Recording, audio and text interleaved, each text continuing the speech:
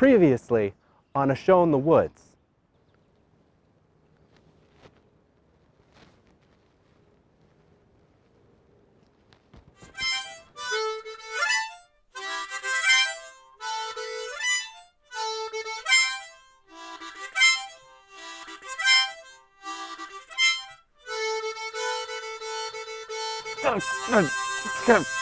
Mosquitoes. Oh, hey there. Hi, I'm Alex Kaiser, and this is The Show in the Woods. And in order for me to avoid getting West Nile, we're going to be doing things more efficiently around here. Starting off, I love segues just as much as the next chimpanzee, but we're going to do away with that for right now. And instead, I'm going to just lay out my plan for you right here and right now. So, first things first, we're going to start off with an interview with Emily Cardinal. And then we're going to park the car in the Harvard yard and talk about the Boston Marathon. And after that, hey, A Show in the Woods wouldn't be complete without some horoscopes. And then, as things start to wind down, we'll get into our freaky side by reading some Jekyll, Jekyll, Hyde, Jekyll. And if you're good, I'll throw in a puzzle for dessert. Now, hey, that's it. That's the plan. So let's kick things off with a phone call.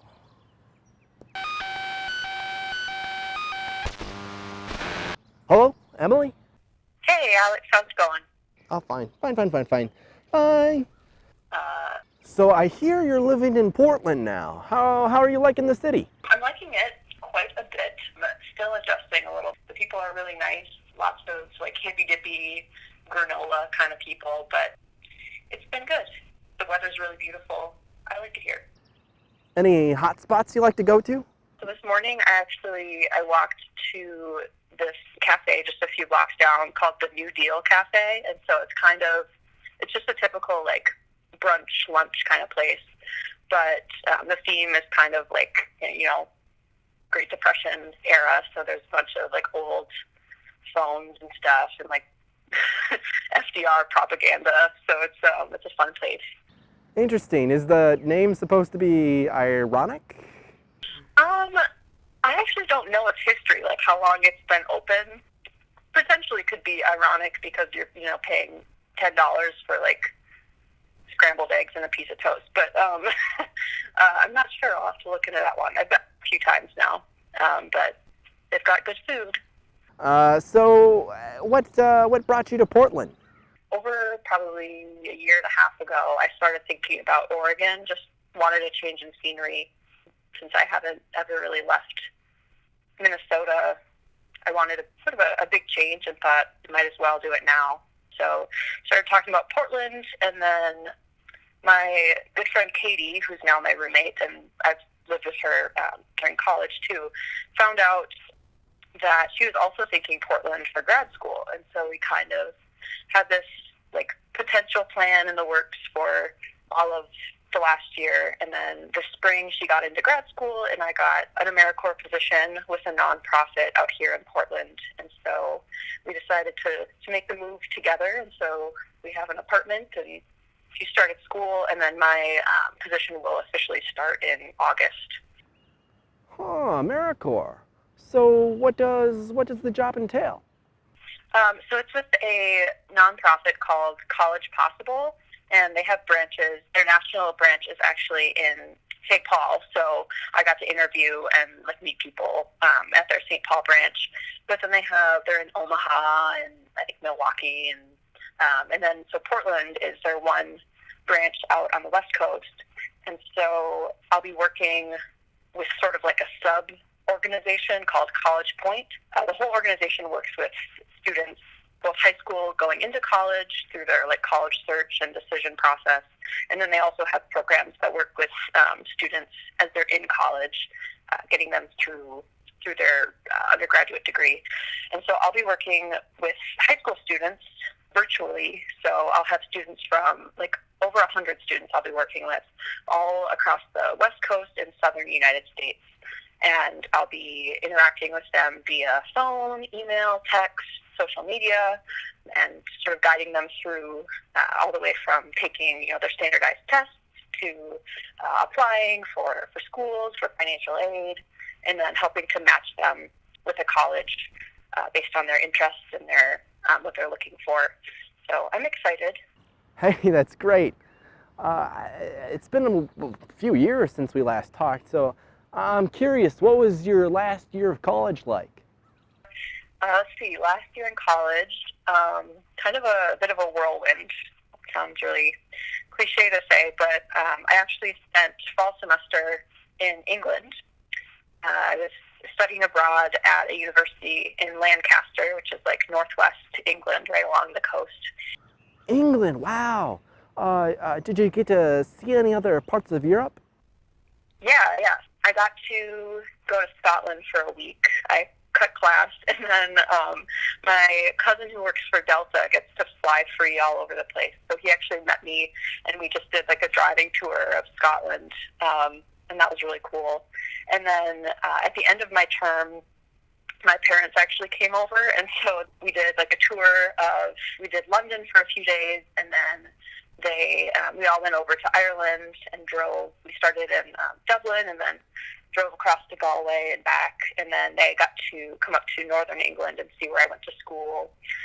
And so that was great. It lined up well with my mom's 60th birthday and then their, 25th wedding anniversary. But yeah, so I got to see Ireland as well, which is beautiful. Ooh, sounds like a place one might pick up a story or two. We actually, I don't know if you heard about this at all, but right around Christmas, there was this drone sighting at the airport in Gatwick in London. And so the entire airport shut down, and there was this whole investigation into these drones for days. Well, we were supposed to leave London and fly out to Ireland, and we get this notification, your flights have been canceled. And then we look on the news, and there's this whole drone thing happening. So we had to scramble, and we ended up flying out of Manchester. It was this whole horrible day of travel. And we finally got to Dublin, and we found this pub right along the river in downtown Dublin. There's this Irish band playing music. My parents and I took shots of whiskey and drank Guinness, and it was just this almost euphoric night after this terrible day. But it was just awesome, and we got to talk with local people, and there's a guy from Spain, and I don't know. It was just one of those nights that you'll always remember. Speaking of bands, do you still play guitar? I do, yeah. I have my guitar here with me. I'm not performing as much. I got to play a little bit while I was at St. Olaf. I did a couple shows at concert, we have some concert venues on campus, and did a music festival. And then I also got to do this cool video project where a student group on campus partnered up with the film studies people, and then they professionally recorded and did a music video for a song that I'd written. Cool. Well, I just want to say thank you for being willing to be interviewed, and I want to wish you the best of luck in Portland. Thank you. Thank you for having me. All right, goodbye. The wind is blowing. We're going to park the car in the Harvard yard and talk about the Boston Marathon. The Boston Marathon. The Boston Marathon. Question number 1. During the 1936 race, defending champ John A. Kelly overtook Ellison Tarzan Brown on the last of the 4 Newton Hills. What did Kelly do to Brown as he passed him? A. Flipped him the bird. B. Tripped him. C. Gave him a pat on the back.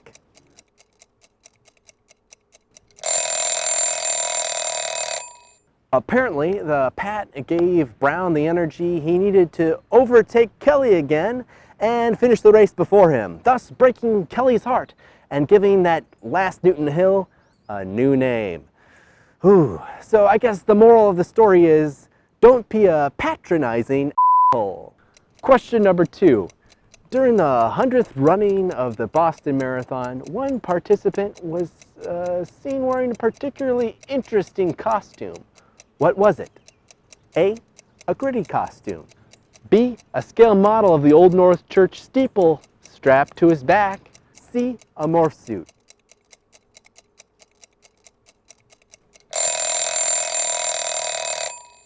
It's safe to say that that runner's choice of attire didn't really help their race time.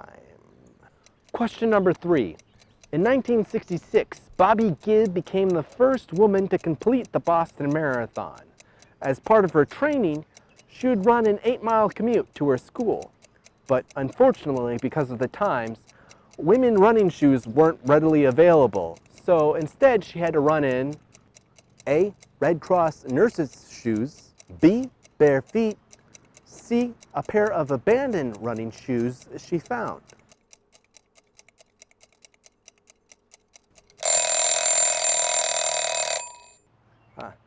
Didn't expect that one, did ya, patriarchy? Heh. Way to go, Bobby. Great, I like it, I love it. Aries, wake the f up. You've got a city to burn. Taurus. Don't trust the bologna sandwich. Gemini, in order to be heard, don't concern yourself with volume, but rather sustenance. Cancer, you'll find out for yourself that chivalry isn't quite dead yet. Leo, have a problem that's nonsense? Just marry your firstborn child to it, and that'll be the end to it. Virgo, you'll feel better switching out that ticking clock for some time in a bottle. Libra, pursue whatever rewards you with a sticker. Scorpio, your aim will be exceptional at the right moment. Sagittarius, some scratchy backs will have to be dealt with, capiche? Capricorn, a dog will find something useful for you. Aquarius, don't go chasing waffles, stick to the pancakes and toast you're used to. Pisces, you're gonna have to plan a party. No pressure or anything.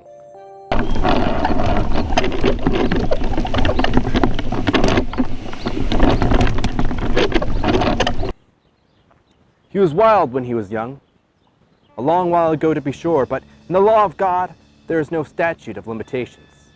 Aye, it must be that. The ghost of some old sin, the cancer of some concealed disgrace, punishment coming, petty Claudio. Years after memory has forgotten and self-love condoned the fault. And the lawyer, scared by the thought, brooded a while on his own past, groping in all the corners of memory, lest by chance some jack-in-the-box of an old antiquity should leap to light there. His past was fairly blameless. Few men could read the rolls of their life with less apprehension. Yet he was humbled to the dust by the many ill things he had done, and raised up again into a sober and fearful gratitude by the many that he had come so near to doing, yet avoided. And then by a return on his former subject, he conceived a spark of hope. For once more, he saw before his mind's eye, as clear as a transparency, the strange clauses of the will.